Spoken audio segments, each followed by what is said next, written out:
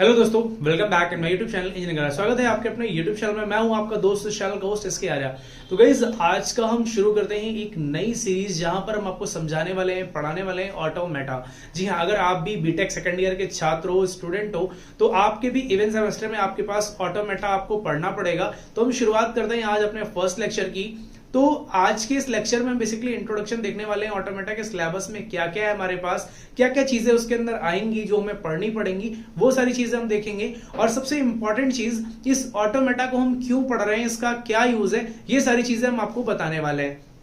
तो अगर चैनल पे पहली बार आया तो चैनल को सब्सक्राइब कर लो, वीडियो को लाइक कर दो और कमेंट के माध्यम से जरूर बताना आपको वीडियो कैसा लगा। तो फर्स्ट ऑफ ऑल आप सभी का स्वागत है इस चैनल में। तो शुरू करते हैं आज का फर्स्ट लेक्चर, जो कि है ऑटोमेटा हमारा है क्या। इंट्रोडक्शन की बात करते हैं, बट उस इंट्रोडक्शन से पहले हमें यह समझना है कि ऑटोमेटा हमारे लिए इंपॉर्टेंट क्यों है। तो आप यहाँ पे देख सकते हो, अगर हम इंपॉर्टेंस की बात करें, जो भी हमारा ऑटोमेटा है, सब्जेक्ट कोड है BCS 402, जिसको हम शॉर्ट में टफल भी बोलते हैं, TOFL, theory of automata and formal languages. ठीक है, तो मैं एक TO के पैटर्न के बेसिस पे आपको यहाँ पे सारी चीजें पढ़ाने वाला हूं। तो इंपॉर्टेंट क्यों है, सबसे इंपॉर्टेंट चीज ये है कि जो ये सब्जेक्ट है, ये हमारा जो सब्जेक्ट आपको नजर आ रहा है, ये हमारा कोर सब्जेक्ट है। कोर का मतलब ये है कि आपके जितने भी इंटरव्यू होंगे, आपके कॉम्पिटिटिव एग्जाम होंगे, हर जगह पर इस सब्जेक्ट से क्वेश्चन पूछे जाएंगे। ठीक है, अब देखिए, पहला यहां पर गेट, जो हमारा गेट का एग्जाम होता है, यानी मास्टर्स करने के लिए, यहां पर 8 से 10 मार्क्स के क्वेश्चन आपके एग्जाम में पूछे जाते हैं। तो इसलिए सब्जेक्ट बहुत ज्यादा इंपॉर्टेंट है। सेकंड हमारे पास है नेट। अगर कोई स्टूडेंट यूजीसी नेट की का तैयारी कर रहा है, जेआरएफ की तैयारी कर रहा है, तो वहां पर 18 से 20 मार्क्स यानी 18 to 20 मार्क्स के क्वेश्चन एग्जाम में पूछे जाते हैं। ठीक, अब इस सब्जेक्ट के अंदर हम पढ़ेंगे क्या क्या। यहां पर हमें कुछ परसेंट थ्योरी देखने को मिलेगी और कुछ परसेंट हमें यहाँ पे न्यूमेरिकल को देखने को मिलेगा, यानी थ्योरी प्लस न्यूमेरिकल हम यहाँ पे पढ़ने वाले हैं। ठीक, अब इसके यूज के बारे में पढ़ते हैं कि इसका यूज क्या है। तो यहां पर लिखा हुआ है नॉट अप्लाइड इन इंडस्ट्री। जैसे कि एग्जांपल के लिए अगर मैं डा की बात करूं या फिर डेटा स्ट्रक्चर की बात करूं, इसको पढ़ने के बाद इसका यूज इंडस्ट्री के अंदर होता है, लेकिन ऑटोमेटा को पढ़ने के बाद इंडस्ट्री के अंदर यानी आपके डेवलपमेंट के अंदर इसका कोई यूज है तो इसका कोई स्पेसिफिक, कोई बहुत यूनिक यूज नहीं है।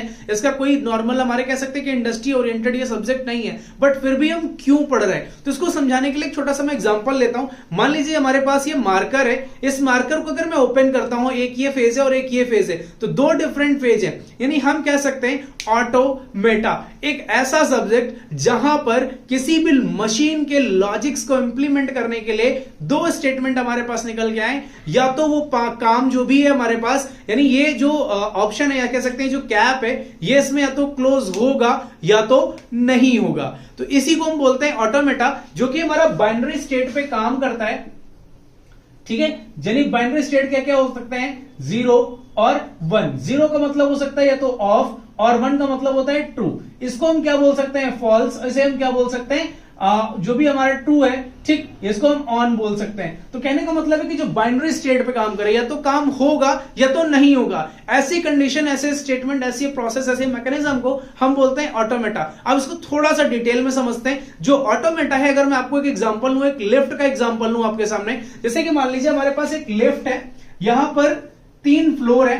ठीक, ये हमारा ground floor, first floor, second floor और ये थर्ड फ्लोर। अब इसकी जो स्टेटमेंट हो सकती है, यानी इसकी कंडीशन कितनी हो सकती है। जैसे पहली कंडीशन क्या है कि जो लिफ्ट यहां पे मूव करेगी थर्ड फ्लोर के लिए, तो एक कंडीशन यह हो सकती है कि वो जो G यानी ग्राउंड फ्लोर है, यहां पर इसका फाइनाइट स्टेट हो।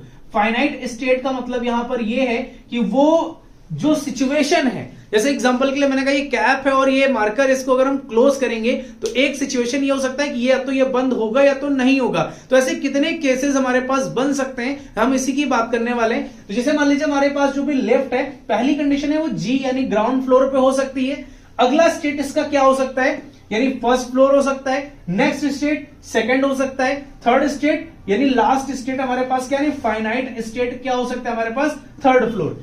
अब इसका रिवर्स भी हो सकता है। मान लीजिए आपकी लेफ्ट की कंडीशन कहां पर है, अभी थर्ड फ्लोर है, तो इसका फाइनाइट स्टेट क्या हो सकता है, ग्राउंड फ्लोर भी हो सकता है, सेकंड फ्लोर भी हो सकता है, फर्स्ट फ्लोर भी हो सकता है। यानी इसके मल्टीपल स्टेटमेंट हो सकते हैं, मल्टीपल स्टेट हो सकते हैं। ये मशीन मल्टीपल फेज में काम कर रही है। कुछ इसी प्रकार के जितने भी जितना भी हमारा वर्किंग कल्चर है, जहां पर या तो काम हो रहा है या तो नहीं हो रहा है, अगर हो रहा है तो कितने स्टेट में हो रहा है, इन सब की काउंटिंग के लिए हम पढ़ते हैं क्या, ऑटोमेटा। अब हम आपको समझा देते हैं कि कौन कौन सी हमें बुक्स को पढ़ना चाहिए। अगर आप ऑटोमेटा सब्जेक्ट पढ़ रहे हो तो थोड़ा सा बुक की जानकारी का भी होना जरूरी है। तो हमारे पास यहाँ पर आप देख सकते हो, मैं यहाँ पे 2 बुक रिकमेंड करूंगा, यानी जो राइटर्स हैं, आपके पास मल्टीपल बुक्स अवेलेबल हैं, तो मैं आपको रिकमेंड करूंगा कि ये जो राइटर आपके पास लिखे हुए, इन राइटर्स में से किसी की भी आप बुक पढ़ेंगे, जबकि जो इसका जो पब्लिशर है वो पियर्सन है। पियर्सन की बुक्स हमेशा अच्छी होती है, स्टैंडर्ड होती हैं, और इनकी लैंग्वेज इजी टू रीड होती है, हमें इजीली इसको पढ़ सकते हैं, इजीली तो समझ सकते हैं, इजी टू अंडरस्टैंडेबल होती है, इजी टू हम इसको मैनेज कर सकते हैं। सारी चीजें हमारी पियर्सन की बुक हमारी जितनी भी होती है वो एक नॉर्मल यानी सिंपल लैंग्वेज में लिखी होती है, जिसको पढ़ने के लिए हमें बहुत ज्यादा एफर्ट करने की जरूरत नहीं है। अगली हमारे पास केएलपी मिश्रा, ये भी एक राइटर है जिनकी किताब बहुत अच्छी है, जो कि पीएचआई पब्लिशर इसको पब्लिश करता है। तो आई होप आपको चीजें समझ में होंगी। अब हम आते हैं अपने नेक्स्ट कॉन्सेप्ट में, एक्चुअल ऑटोमेटा होता क्या है। हम समझते हैं कि टीओसी है क्या, थ्योरी ऑफ कंप्यूटेशन, इसका क्या यूज है, इसको बैड डेफिनेशन हम समझने की कोशिश करते हैं। तो as word suggest, TOC is the study of mathematical machines और सिस्टम कॉल्ड ऑटोमेटा।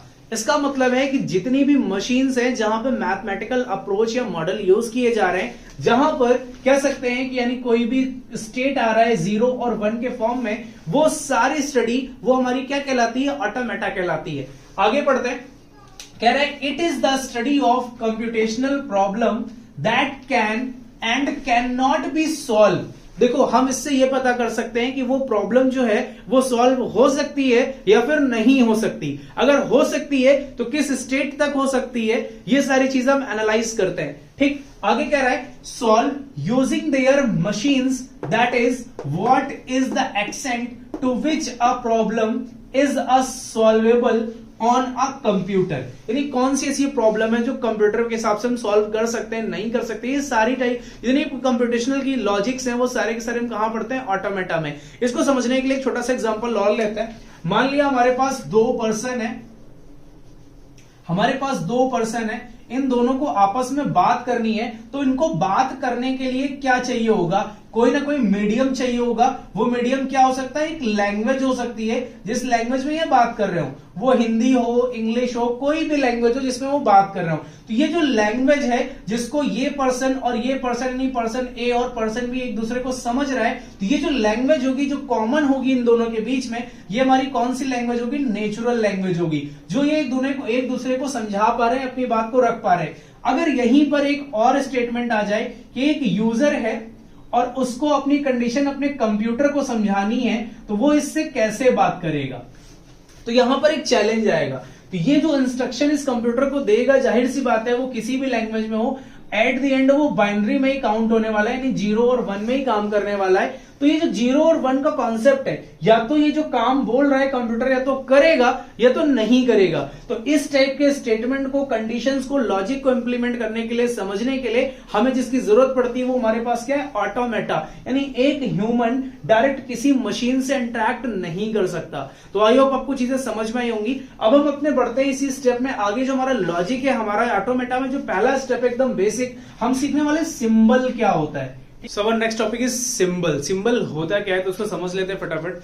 तो देखिए यहाँ पे सिंबल लिखा, symbol are the basic building block which can be any character और टोकन। बेसिकली कैरेक्टर और टोकन का कॉन्सेप्ट ये है कि जो सिंबल्स है हमारे वो कुछ भी हो सकते हैं। अगर यहाँ पे मैं एग्जांपल समझाऊं तो जो सिंबल है वो ए हो सकता है, बी हो सकता है, सी हो सकता है, डी हो सकता है, अप टू जेड कुछ भी हो सकता है सिंबल। इसी तरह से अगर मैं हिंदी की बात करूं, का हो सकता है, खा हो सकता है, गा हो सकता है, डॉट डॉट डॉट ज्ञा तक कोई भी सिंबल हो सकता है। या फिर किसी में स्माइली की बात करूं, जनरली जो में स्माइली देखते हैं, या फिर किसी स्पेसिफिक कोई थीम की मैं बात करूं, तो सिंबल कुछ भी हो सकता है। सिंबल का मतलब हम उस ऑब्जेक्ट को सिंबलाइज कर रहे हैं एक स्पेसिफिक कैरेक्टर या टोकन के साथ, तो वो हमारा क्या होता है, सिंबल। आई होप आपको चीजें क्लियर हो गई होंगी। अभी हम आते हैं अल्फाबेट पे। अल्फाबेट देखिए, जो हमने इंग्लिश में पढ़ा है कि अल्फाबेट वर्ड वो सब डिफरेंट है, बट यहां पर जो अल्फाबेट इसका काम थोड़ा सा डिफरेंट है, समझना है हमें। अल्फाबेट लिखा हुआ, an alphabet is a finite non empty set of symbol. For example, अगर मैं यहां पे सेट ऑफ सिंबल की मतलब ये है, जैसे यहां पर इसको हम रिप्रेजेंट करते हैं सिग्मा के साथ, ठीक है। अब जो सेट ऑफ सिंबल है, मान लीजिए हमने यहाँ पे ए और बी ले लिया, तो ये जो ऑब्जेक्ट है ए और बी, ये हमारा क्या है, सिंबल है। क्लियर? अगर इन दोनों को हमने क्लोज किया, कैजुअल बेसिस के अंदर इंसर्ट किया और इसको सिग्मा के साथ रिप्रेजेंट कर रहे हैं, तो हम इसे क्या बोलेंगे, अल्फाबेट। क्लियर? तो ये हमारा पूरा क्या बन जाएगा, अल्फाबेट। अब नेक्स्ट हमारे पास है स्ट्रिंग। स्ट्रिंग क्या होता है, it is a finite sequence of symbols which are the member of set alphabet. यानी इससे पहले मैंने आपको एक लिफ्ट का एग्जांपल दिया था, मैंने वहां आपको समझाया था कि कितने पॉसिबल स्टेट हो सकते हैं जहां पे लिफ्ट रुकेगी, नहीं रुकेगी, उसका फाइनाइट स्टेट क्या हो सकता है। तो कुछ उसी को समझने के लिए यहां पे करते हैं। मान लीजिए हमारी प्रॉब्लम ये है सिग्मा ए बी, यानी हमारे पास अल्फाबेट ये दे रखा है, तो इसकी स्ट्रिंग क्या होंगी। अगर इसकी स्ट्रिंग हम निकालें तो इसके पॉसिबल स्टेट हमें निकालने हैं कि कितने वेरिएशंस हमारे पास बन सकते हैं। जैसे मान लीजिए हमने कंडीशन दे दी कि 2 स्टेट तक हमें क्या करना है, चेक करना है। तो 2 स्टेट के लिए पहला क्या हो सकता है, ए हो सकता है, हम 2 टाइम रख सकते हैं। ठीक, बी रख सकते हैं, ए बी रख सकते हैं, ठीक, एंड बी ए रख सकते हैं। तो यानी ये हमारे पास जो स्टेट आई निकल के, ये जो 4 स्पेसिफिक स्टेट निकल के आई, तो ये हमारी क्या है, स्ट्रिंग। यानी इस अल्फाबेट में अगर हम 2 के हिसाब से कंपेयर करें, 2 के डेटा सेट को हम चेक करें, तो हमारे पास इतने पॉसिबल स्टेट हो सकते हैं, इतने पॉसिबल फाइनाइट स्टेट हो सकते हैं जो कि इस स्ट्रिंग में बन रहे होंगे। नेक्स्ट टॉपिक है हमारे पास लैंग्वेज। लैंग्वेज क्या होता है, a language is a defined as a set of string in natural language, set of words predefined and grammar we apply this model from word to sentence। यानी एक language क्या करती है, वो एक सेट ऑफ स्ट्रिंग को define करती है। तो आई होप ये बेसिक चीजें आपको समझ में आ गई होंगी। अब नेक्स्ट वीडियो में हम इसके आगे की बात करेंगे। तो आई होप अगर आपको वीडियो अच्छा लगा, कॉन्सेप्ट समझ में आया, तो वीडियो को लाइक कर देना, चैनल को सब्सक्राइब कर देना। मिलते हैं अपने नेक्स्ट वीडियो में, तब तक के लिए जय हिंद, जय भारत।